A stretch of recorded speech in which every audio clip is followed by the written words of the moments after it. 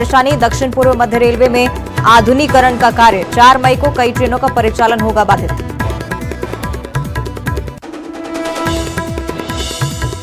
MP में जारी है बारिश का दौर, ऑरेंज और येलो अलर्ट भी जारी, 7 मई तक जमकर बरसेंगी बदरा।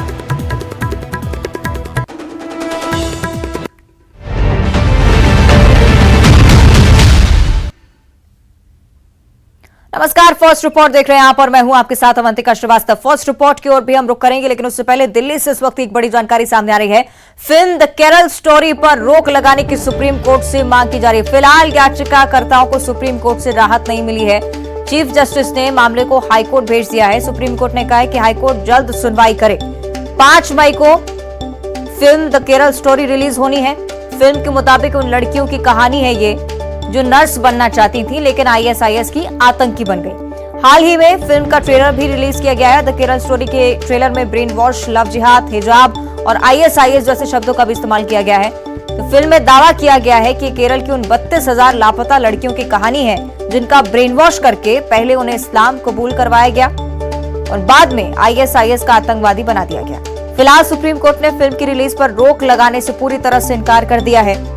हाईकोर्ट की तरफ इस मामले को भेजा है। बोला है कि हाईकोर्ट जल्द से जल्द इस मामले में सुनवाई करे। आपको बता दें कि 5 मई को ये फिल्म रिलीज होनी है। ज्यादा जानकारी हम लेंगे, हमारे सहयोगी सुशील पांडे फोन लाइन पर जुड़ रहे हैं। सुशील, क्या कुछ कहा गया है सुप्रीम कोर्ट की तरफ से इस पर? देखिए, साफ तौर से जमीयत उलेमा हिंद की तरफ से सुप्रीम कोर्ट में अर्जी दाखिल करके ये मांग की गई थी कि द केरला स्टोरी फिल्म की रिलीज पर रोक लगाई जानी चाहिए, क्योंकि कई इसमें ऐसे तथ्य शामिल किए गए हैं जिससे माहौल देश का बिगड़ सकता है। एक विशेष समुदाय को इस पूरे मामले में टारगेट किया गया है। बहरहाल सुप्रीम कोर्ट ने उस याचिका पर सुनवाई से इनकार कर दिया है। हालांकि सुप्रीम कोर्ट ने याचिकाकर्ता को संबंधित हाईकोर्ट में अपील करने की बात कही है। उन्होंने कहा है कि अगर वो ये चाहते हैं कि फिल्म की रोक लगाई जाए तो वो संबंधित हाईकोर्ट में अर्जी दाखिल करे। फिलहाल सुप्रीम कोर्ट से इस पूरे मामले पर रोक नहीं लगाई गई है। सुप्रीम कोर्ट ने फिलहाल इन तमाम याचिकाओं पर सुनवाई करने से मना कर दिया है। चलिए, यानी कि देखना होगा अब हाईकोर्ट इस फैसले को लेकर क्या कुछ कहता है। लेकिन सुशील, याचिकाकर्ताओं की तरफ से भी जो बातें कही जा रही हैं वो भी हम चाहेंगे कि आप स्पष्ट करें, क्योंकि सुप्रीम कोर्ट ने इनकार किया, इसके पीछे भी क्या वजह है? जी देखिए, साफ तौर से याचिकाकर्ताओं की तरफ से कहा गया है कि इसमें एक विशेष समुदाय को टारगेट किया गया है और जिस तरह इस फिल्म में तमाम मुस्लिम महिलाएं हैं उनको फिलहाल आईएसआईएस से जोड़ा गया है। ऐसे में ये जो तथ्य हैं वो कहीं ना कहीं भ्रामक हैं और ऐसे में जो अभिव्यक्ति की आजादी है, यानी कि आर्टिकल 14, 19 और 21, इसका वायलेशन है। ऐसे में सुप्रीम कोर्ट इस पूरे मामले में इंटरवीन करे। हालांकि सुप्रीम कोर्ट के समक्ष हेट स्पीच के मामले में अभी सुनवाई चल रही, लिहाजा इस मामले में वो इंटरवीन करे। सुप्रीम कोर्ट ने कहा कि फिलहाल अभी सुनवाई का कोई औचित्य नहीं है और अगर फिल्म सेंसर बोर्ड की तरफ से उनको प्रमाण पत्र दे दिया गया है, ऐसे में अदालत इतने शॉर्ट नोटिस में सुनवाई नहीं कर सकती है। चूंकि फिल्म 5 मई को रिलीज होने वाली है, ऐसे में अब सुनवाई करने का कोई औचित्य नहीं है। लेकिन तमाम याचिकाकर्ताओं के द्वारा ये कहा गया कि चूंकि इस पूरे मामले में जिस तरह फिल्म में चीजें दिखाई गई हैं उससे आने वाले समय में जो फिलहाल समाज में स्थिति है उससे दुर्भावना प्रकट हो सकती है। हालांकि सुप्रीम कोर्ट ने कहा कि इस पूरे मामले को लेकर वो संबंधित हाईकोर्ट में अपील करें। सुप्रीम कोर्ट इस पूरे मामले में कोई इंटरव्यू नहीं करेगा। ठीक है, बहुत शुक्रिया आपका सुशील जानकारी के लिए। और दंतेवाड़ा का अरनपुर ब्लास्ट जब भी जहन में आता है 10 जवानों की शहादत से रूहें कांप उठती हैं। नक्सलियों के खौफनाक मंसूबे कामयाब होने के बाद प्रशासन अब अलर्ट है। नक्सल विरोधी अभियान तेजी से चल रहा है। इधर राज्य के डीजीपी अशोक जुनेजा आज सुकमा दौरे पर आ रहे हैं। डीजीपी सुरक्षा बलों के अधिकारियों के साथ बैठक भी करेंगे। नक्सल आतंक पर लगाम लगाने की रणनीति बनेगी। लाल आतंक के खिलाफ मुहिम में पुलिस आलाकमान की मीटिंग कितना अहम साबित हो रही है, जानकारी दे रहे हैं संवाददाता सतीश टांडा। हुए आईडी ब्लास्ट के बाद पहली बार छत्तीसगढ़ पुलिस के डीजी अशोक जुनेजा आज दोपहर 3 बजे सुकमा पहुंचेंगे। वो हेलीकॉप्टर के जरिए जो है सुकमा पहुंचेंगे। उनके साथ में सीआरपीएफ के आला अधिकारी मौजूद होंगे। इसके अलावा बस्तर आईजी सुंदरराज भी मौजूद होंगे। और जैसे कि जानकारी मिली है कि यहाँ पर स्थानीय बैठक होगी। बैठक में सभी सीआरपीएफ, कोबरा, एसटीएफ, सभी जो है निचले स्तर के अधिकारी बैठक में शामिल होंगे और आगामी आने वाले दिनों में नक्सल मोर्चे पर क्या नई रणनीति बनेगी उस पर चर्चा होगी। और इसके साथ साथ जवानों की समस्या भी सुनेंगे। और इसके अलावा जो है यहाँ पर कानून व्यवस्था को लेकर, क्योंकि इस साल जो है ये चुनावी साल है और इसलिए जो है कानूनी व्यवस्था को लेकर भी जो है चर्चा होगी। और तमाम विषयों पर आज दोपहर के बाद चर्चा होगी जिला मुख्यालय में। और अशोक जुनेजा आज रात्रि विश्राम करेंगे और कल जो है वापस हेलीकॉप्टर से रायपुर लौटेंगे। सतीश चांडक, न्यूज़ 18, सुकमा। और इधर बहुचर्चित नर्सिंग कॉलेज में गड़बड़ी मामले में जांच तेज हो गई है। गड़बड़ियों की जांच करने के लिए सीबीआई की टीम कॉलेज में पहुंच रही है। रानी दुर्गावती को नर्सिंग कॉलेज में टीम ने छानबीन शुरू की और कॉलेज के साथ ही हॉस्टल में भी जांच की गई है। अब प्रदेश के 375 नर्सिंग कॉलेजों की सीबीआई की तरफ से जांच की जाएगी, जिसके बाद 12 मई को कोर्ट में रिपोर्ट पेश की जानी है। 1 या 2 कमरों में चलता नर्सिंग कॉलेज वाकई हैरान करने वाला है। और जांच टीम को छानबीन में अब तक क्या मिला है, बता रहे हैं हमारे संवाददाता।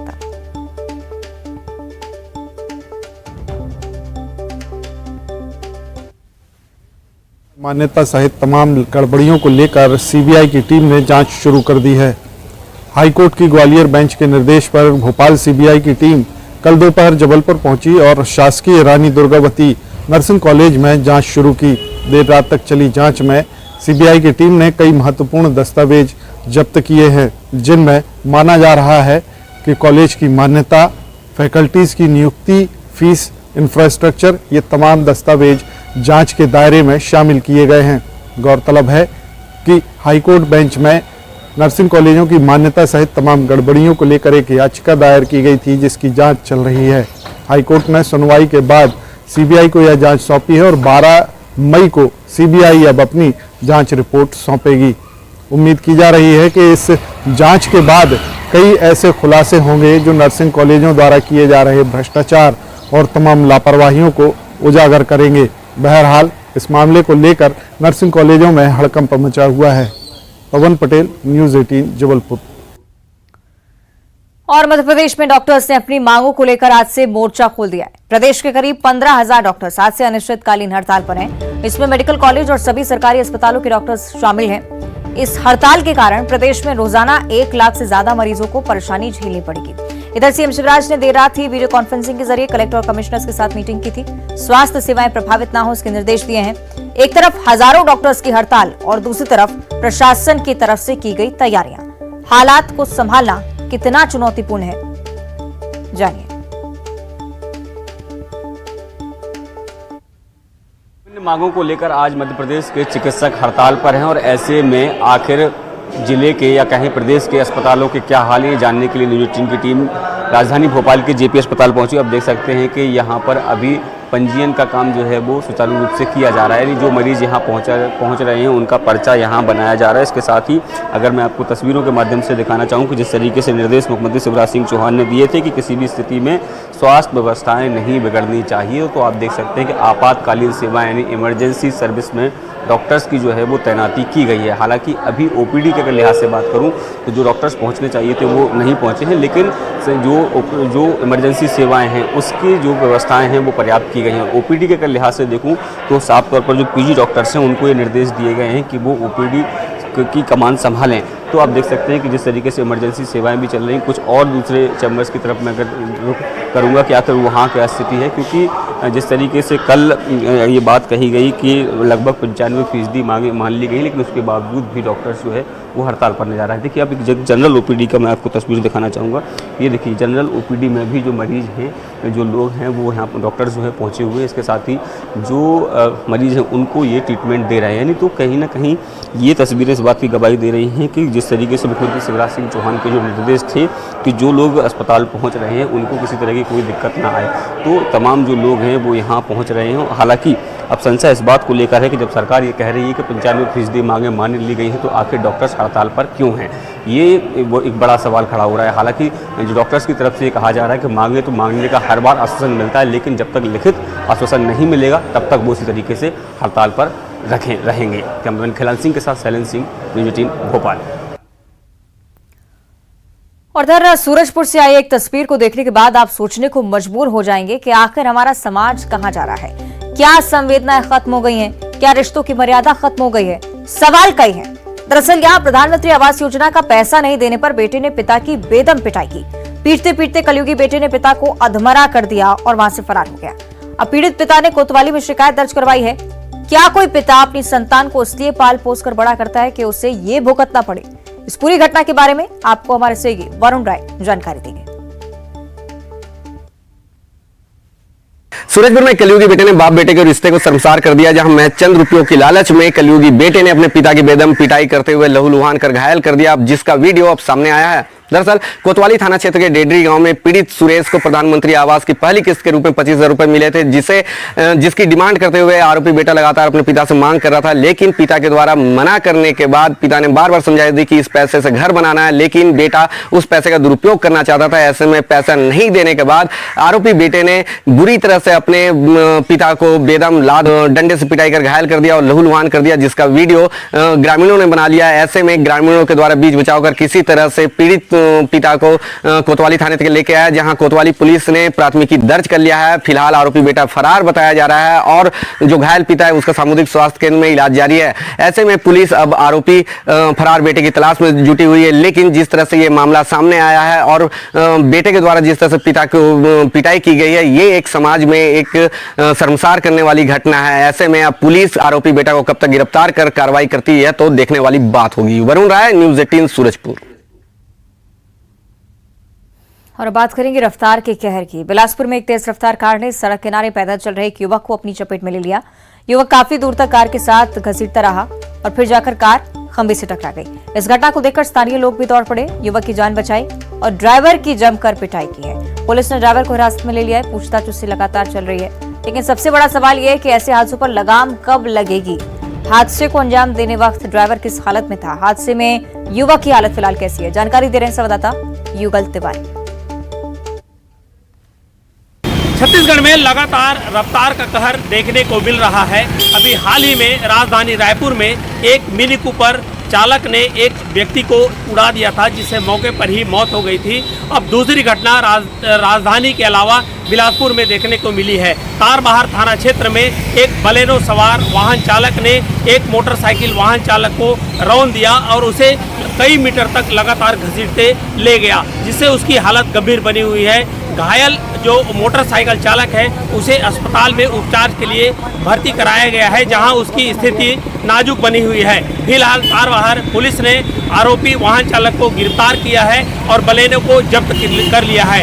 राजधानी रायपुर सहित पूरे प्रदेश में लगातार लापरवाह वाहन चालकों की लापरवाही देखने को मिल रही है, तो दूसरी ओर लगातार यातायात पुलिस ऐसे लापरवाह वाहन चालकों को जो यातायात नियमों की अनदेखी करते हैं उन पर कार्रवाई कर रही है, जुर्माना ठोक रही है। बावजूद इसके लापरवाही कम होने का नाम नहीं ले रही है। कैमरा पर्सन इमरान कुरैशी के साथ युगल तिवारी, न्यूज़ 18 रायपुर, छत्तीसगढ़। और अब खबर ट्रेन से सफर करने वाले यात्रियों के सरोकार से जुड़ी हुई। आज रायपुर रेलवे स्टेशन से एक भी ट्रेन नहीं गुजरेगी। रायपुर स्टेशन की जगह पर उरकुरा स्टेशन से ट्रेनों का रवानगी तय की गई है, ठहराव रहेगा वहां पर भी, यात्रियों को परेशानी ना हो, लिहाजा उरकुरा और रायपुर के बीच बस की सुविधा दी जा रही है।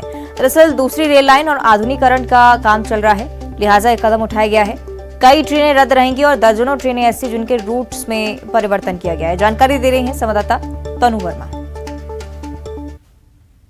पीक सीजन का रायपुर रेलवे स्टेशन में सबसे बड़ा ब्लॉक रेलवे प्रशासन लेने जा रहा है। इसमें 110 ट्रेनों का परिचालन जो है वो पूरी तरह से चरमरा जाएगा, क्योंकि 20 ट्रेनें रेलवे प्रशासन के द्वारा कैंसिल कर दी गई है और 65 ट्रेनों का जो मार्ग है वो बदलने का ऐलान किया गया है और 25 ऐसे एक्सप्रेस ट्रेनों की सूची जारी की गई है जिनका आना जाना 6 घंटे तक देरी से होगा।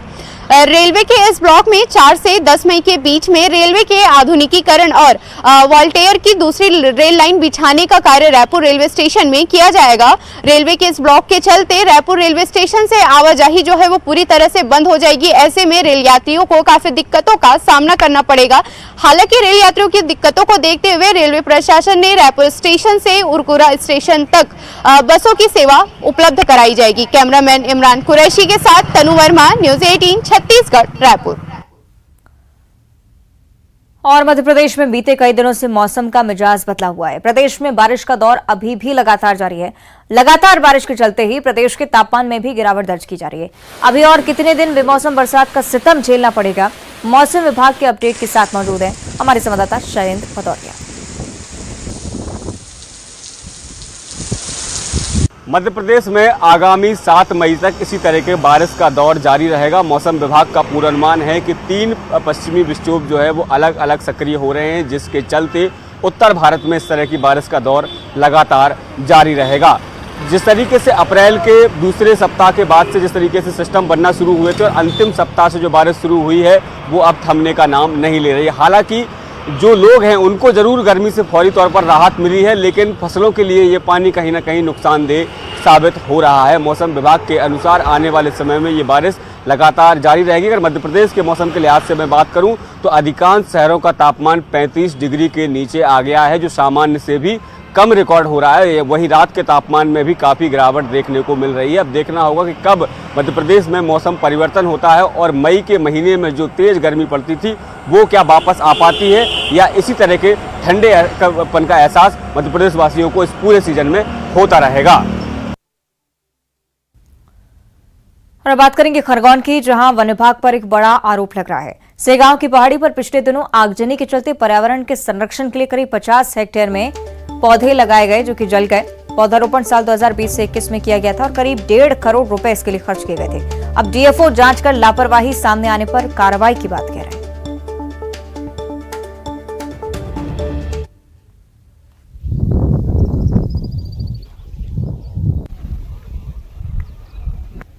पेड़ पौधे और अपने वो क्या बोलते जन जानवर सब जलते उसमें, तो आग में तो बहुत बड़ा नुकसान हो गया। अच्छा, तो ये लापरवाही मानते हैं ना? लापरवाही मानते हैं नहीं, विभाग की लापरवाही मानते हैं अपन।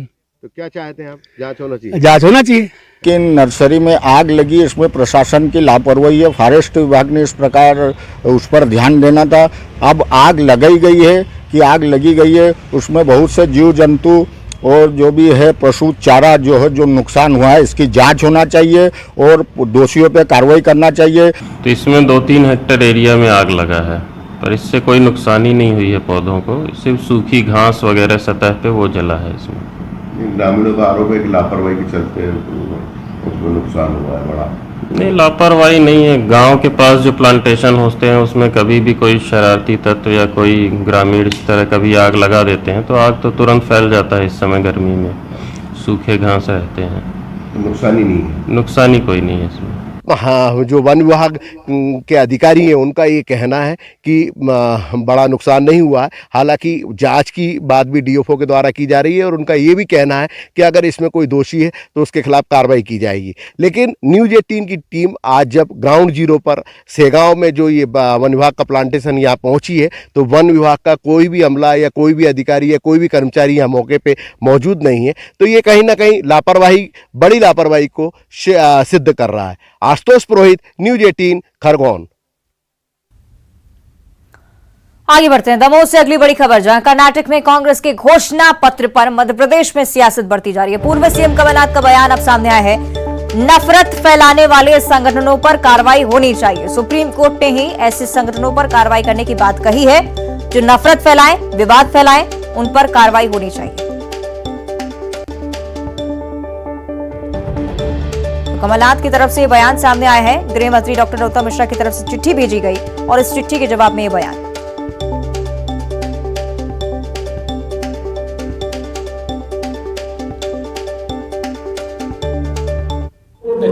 कल बदल कहा, आज कल ने कहा कि जो भी ऐसी संस्थाएं और व्यक्ति हैं जो सामाजिक विवाद पैदा करते हैं उन पर कड़ी कार्रवाई होनी चाहिए। ये किसी को टारगेट नहीं करना, ये है कि जो भी अपने समाज में विवाद या नफरत की बात करते हैं, किसी भी संस्था का हो, कहीं का भी व्यक्ति हो, सुप्रीम कोर्ट ही कहती है उस पर कड़ी कार्रवाई करनी है। कर्नाटक मैनिफेस्टो में शामिल किया है, मध्य प्रदेश के मैनिफेस्टो में भी आप शामिल करेंगे? ये हमारा मैनिफेस्टो कमेटी की बैठक हो रही है। हम तो कहते हैं, ये तो सुप्रीम कोर्ट कह रही है भाई कि नफरत, पूरा प्रदेश कह रहा है जो नफरत फैलाए, जो विवाद करवाए, उसके ऊपर सख्त कार्रवाई होनी चाहिए। ये आज हमारी सामाजिक एकता की बात है। बजरंगबली के बात में कई बार आपको सोशल मीडिया पर आपके वीडियो फोटो दी गई, बजरंगबली के बात में क्या करोड़ों बजरंगी, आप बजरंगबली की बात करें, आप बजरंगबली के पक्ष में आपने मूर्ति बनाई है, आपको क्या समर्थन है? आप समर्थन करते हैं बात करें? मैंने मूर्ति बनाई है, मंदिर बनवाया, इसका और हनुमान जी के क्या संबंध है? सही, शैलेंद्र भदौरिया से ज्यादा चर्चा इस पर हम करेंगे। शैलेंद्र, गृह मंत्री की चिट्ठी को लेकर जो बात सामने आई उस पर कमलनाथ का ये बयान, क्या कुछ मायने इसके? देखिए बिल्कुल, जिस तरीके से जब उनसे काउंटर सवाल पूछा गया, क्योंकि गृह मंत्री ने भी पत्र के माध्यम से ये उम्मीद की थी कि वो इसका जवाब जरूर देंगे, और जिस तरीके से आज वो दमोह के जबेरा के दौरे पर थे और जब पत्रकारों ने उनसे सवाल पूछा तो उन्होंने सीधे तौर पर कहा कि सुप्रीम कोर्ट के निर्देश भी है कि जो संगठन या जो लोग हैं नफरत फैलाने का काम करते हैं, ऐसे संगठनों पर प्रतिबंध लगना चाहिए। ये उनकी पार्टी का कोई नया वचन पत्र में लाया गया बिंदु नहीं है, बल्कि ये सुप्रीम कोर्ट की गाइडलाइन है। उन्होंने साफ तौर पर कहा है कि किसी भी संगठन को टारगेट नहीं किया जा रहा है, कांग्रेस किसी संगठन को टारगेट नहीं कर रही है, लेकिन जिस तरीके से उसकी गतिविधियां रही हैं उसको लेकर ये एक निर्णय जो है वो कांग्रेस जो कर्नाटक कांग्रेस की तरफ का जो वचन पत्र है उसमें ये लिया गया है। साथ ही जब उनसे सवाल पूछा गया कि आप अपने आप को हनुमान भक्त कहते हैं, वो कहते हैं बिल्कुल मैं हनुमान भक्त हूं और हनुमान भक्त होने के साथ साथ यहाँ पर राजनीतिक मेहमानों से इस पर हम प्रतिक्रिया ले लेते हैं। बीजेपी की तरफ से नेहा बग्गा जी हमारे साथ जुड़ रही हैं, साथ में आरपी सिंह जो कि कांग्रेस का पक्ष रखेंगे। नेहा बग्गा जी, सबसे पहले आपसे सवाल, बहुत स्वागत आपका न्यूज 18 पर। कमलनाथ की तरफ से जवाब दिया गया है और हवाला भी दिया है सुप्रीम कोर्ट का कि सुप्रीम कोर्ट ही कहता है कि जो भी संगठन नफरत फैलाए उनके खिलाफ कार्रवाई होनी चाहिए। नेहा जी, देखिए बहुत स्पष्ट है कि कमलनाथ जी जो अपने आप को हनुमान भक्त बताते हैं, वही आज हनुमान जी की स्तुति करने वालों पर और जो हनुमान जी का नाम लेते हैं, जो राम जी के सबसे बड़े भक्त हैं लोग, उनके ऊपर कार्रवाई करने की बात करें तो स्पष्ट दिखा रहा है कि हिंदुओं को आतंकवादी बताने वाले, हिंदू टेररिज्म का टर्मिनोलॉजी गढ़ने वाली कांग्रेस पार्टी, जो हिंदुओं को ISIS बोको हराम से तुलना करती रही है, जिनकी पूर्व अध्यक्षा सोनिया गांधी ने राम के अस्तित्व पर सवाल उठाया है, इनकी घृणा जो है, इनकी नफरत जो है वो हिंदुओं से है, उनकी आराधना करने की पद्धति से है, उनकी संस्कार संस्कृति से है। और ये आज कमलनाथ जी का जो असली चेहरा है वो सामने आ गया है। कल से मैं प्रतीक्षा कर रही थी कि कमलनाथ जी कब इसका खंडन करेंगे कि कर्नाटक कांग्रेस ने जो मैनिफेस्टो में लिखा है वो गलत लिखा है, मैं हनुमान भक्त हूँ, हनुमान जी की स्तुति करने वाला, हनुमान जी का नाम जपने वाला कभी भी बैन नहीं किया जा सकता। पर ये आपको दिखाई दे रहा है कि किस प्रकार से ध्रुवीकरण का जो कांग्रेस का एजेंडा है, एक वर्ग को लुभाने के लिए लोगों को नीचा दिखाने का जो प्रोपेगेंडा है वो स्पष्ट सामने आ गया है। आपके तो खुद सवाल पूछा है रिपोर्टर ने उनसे। ठीक है, आप नेहा जी बनी रहेगा हमारे साथ। आरपी सिंह जी से भी हम समझ लेते हैं। आरपी सिंह जी, आप सुन रहे हैं, नेहा बग्गा ने साफ तौर पर कह दिया है कि हिंदुत्व के खिलाफ है कांग्रेस, जवाब आपका।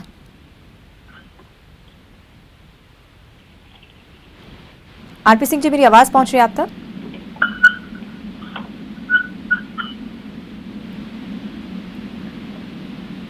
आरपी सिंह जी, मेरी आवाज पहुंच रही है आप तक? चलिए, शायद हमें सुन नहीं पा रहे हैं आरपी सिंह जी, लेकिन नेहा बग्गा लगातार जुड़ी हुई हैं। नेहा जी, लगातार कांग्रेस की तरफ से ये जरूर आरोप लगाया जाता रहा कि मारपीट करते हैं बजरंग दल के कार्यकर्ता, विवाद फैलाने की कोशिश करते हैं। जब भी कोई ऐसा मसला होता है जिसमें उन्हें लगता है कि आगे जाकर मारपीट करना जरूरी है, उसके लिए सबसे ज्यादा आगे होते हैं। इस पर भी जवाब दे दीजिए। कांग्रेस, देखिए कांग्रेस के प्रवक्ता भी आपके साथ जुड़े नहीं है, वरना मैं उनसे आंकड़े पूछती कि क्या आंकड़े हैं, बताइए, नाम बताइए कि कौन है वो लोग। सबसे ज्यादा अगर लिंचिंग हो रही है तो इन लोगों की ही हो रही है जो अपने आराध्य की आराधना कर रहे हैं। सबसे ज्यादा बजरंग दल के लोगों। ठीक है, चलिए कांग्रेस से ही अब समझेंगे। माफ कीजिएगा, आपको रोक रही हूँ, वक्त बहुत कम। बहुत शुक्रिया आपका नेहा जी हमारे साथ जुड़ने के लिए। बाबा बागेश्वर को लेकर बिहार की सियासत तेज हो गई, इस पर हम आएंगे। महागठबंधन की ओर से लगातार बाबा बागेश्वर के बिहार आगमन का विरोध किया जा रहा है। आरजेडी के बड़े नेता रोज बयानबाजी कर रहे हैं और अब बिहार के शिक्षा मंत्री प्रोफेसर चंद्रशेखर की ओर से बाबा बागेश्वर को लेकर बड़ा बयान। किशनगंज में शिक्षा मंत्री प्रोफेसर चंद्रशेखर ने बागेश्वर बाबा को पाखंडी बताया है। शिक्षा मंत्री ने यह भी कहा है कि बागेश्वर बाबा की आडवाणी की तरह जेल जाएंगे और अब वो नफरत और उन्माद फैलाने बिहार आ रहे हैं।